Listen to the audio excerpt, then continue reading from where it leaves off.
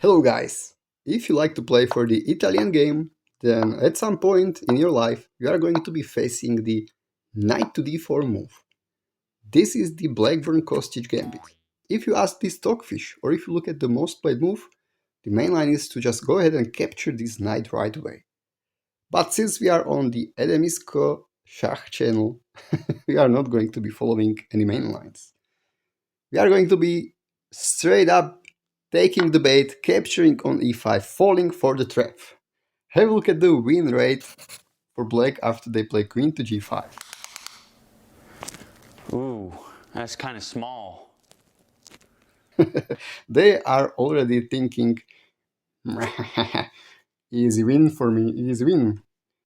By the way, big shout out to this guy, whose name I'm afraid to pronounce, but it's like KyreSD.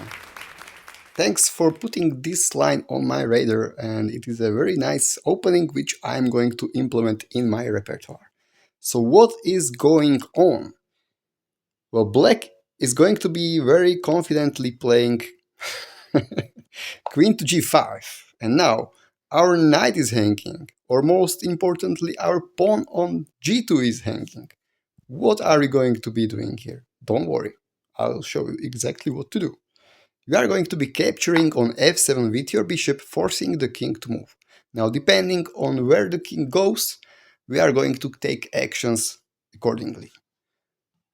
So, in case of king to d8, if you ask the stockfish, it would suggest to just get castled and totally hang this knight, which you can go ahead and do that if you like, but I would suggest a different move, and it is a tricky knight to g4.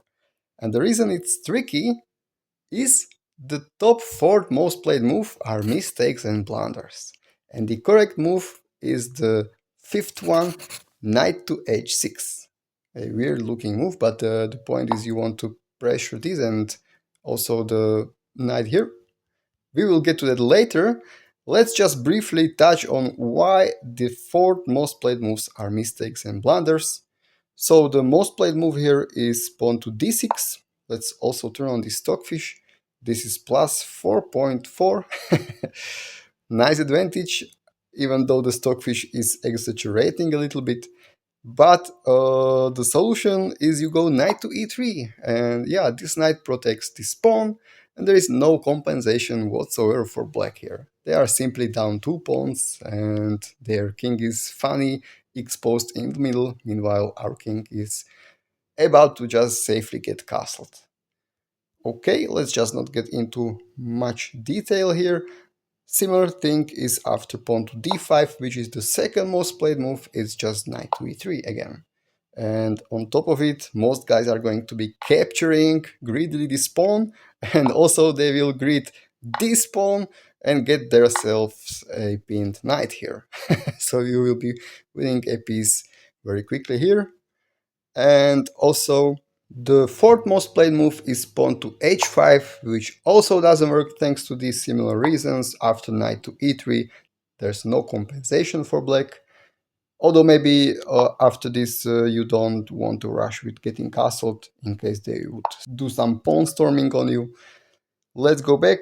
The 3rd most played move is knight to f6, which could be maybe possibly a little bit playable, but it's still not very great for black. Only this time you don't go knight to e3 because you would hang the e4 pawn, which is not really great for you. What you should do is just push pawn to c3. You will force some pieces exchange in this variation, and black is still going to be ending up down in material and you will be winning. Alright guys, let's have a look at the correct variation and the correct solution and the correct continuation for black, which grants them slide edge, and it is knight to h6. Well, let's turn off the stockfish here. In this position, you are supposed to play pawn to c3 to harass the knight. And now the only move for black is the meme one, and it is, guess what? It is knight to c2 check. What a imposter move. So, of course, our queen has to kick away the imposter from the ship. And now well, it left the guard of this knight, so they are going to be capturing the g4 knight. And what's going on? Well, our bishop is hanging, and also this pawn is hanging once again. If you ask the stockfish, it wants to get castled and hang the bishop, but I would still suggest to try to keep the pieces and move the bishop to c4. And the reason is the grid is going to get them, because they are going to be capturing on g2, of course. Well, now we are forced to move the rook to f1, and now everybody is going to be playing knight to g4, going after our pawns. Well, here we are going to play pawn to d4, and they will capture on h2, hitting our rook. We don't mind, we just simply develop our pieces. Bishop goes to e3, and they shouldn't really, but I believe everybody will be capturing the rook, because, like, why not? But after that, of course, you can recapture with the bishop, with the tempo on the queen. And the thing is, yes, we lost the exchange, but our king is going to be able to get castled in the future, and we will be able to orchestrate some kind of attack against the weak and exposed king right here. The stockfish is preferring black here slightly. Let's turn on the stockfish. It says it's minus point something. But I think from practical standpoint of view, it is going to be easier to play with white pieces here, with the castled king. Okay, now let's go all the way back to our branching point, which came after bishop captured on f7. So, if the king decides to go to e7, which is actually a little more common, this is already slightly better for white. And this time you can actually go ahead and get castled and totally hang your knight. So this variation, Mr. KyreSD wanted to call the Ashwamedha gambit. So, okay, my friend, it is the Ashwamedha gambit. You have your reasons. Now, first of all, we want to exchange our bishop because it's just too overextended or whatever. We want to exchange it for the knight. And now we will show our opponents how to push pawns.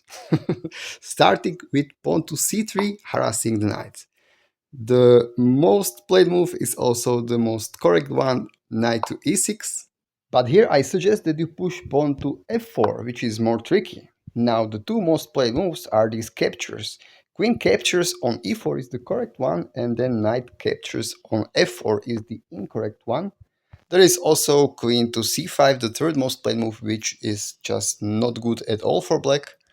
But let's see the most played one. Queen captures on e4. Well, now you push pawn to f5, and there is no way for them to save the knight. Even though they are trying and they play knight to f4, now this is disaster for them. You are going to be winning the queen for the rook here. So what they have to do is play king to d8, and now you can happily just capture the knight. It's funny how the stockfish doesn't even care about losing the knight here and thinks that this is totally fine for black. But yeah, just have a look at the win rates for white pieces here. The material is going to be equal, but your king is safe at home and their king is stuck in the middle. Alright, and the second capture is knight captures on f4, which is a mistake because you can push d4, and now you are hitting this knight with the bishop and the rook, and there is no way they can save this. Once again, the stockfish is very mean, but you should be winning this game with no problems. Funny thing is that after black realizes that they are losing the knight, they are going to be playing this intermezzo desperado check with knight to h3, where you are going to capture this, and then after queen to e6, you can still hit them with a really nasty checks. Bishop to g5 check, and after the king moves, queen to h5 check. And now most guys are probably going to be blocking this with the g-pawn, but you can capture here. And after they try to harass your queen away, you have even rook captures on f8. Because after they capture, now you pin their rook and there is no way they are surviving this position. Alright guys, I think this was enough for this video. If you are wondering about some other lines, I will be leaving a link in the description for some kind of a study, and yeah, go ahead and analyze the lines you are interested in there. Thanks for watching, have a great life, bye.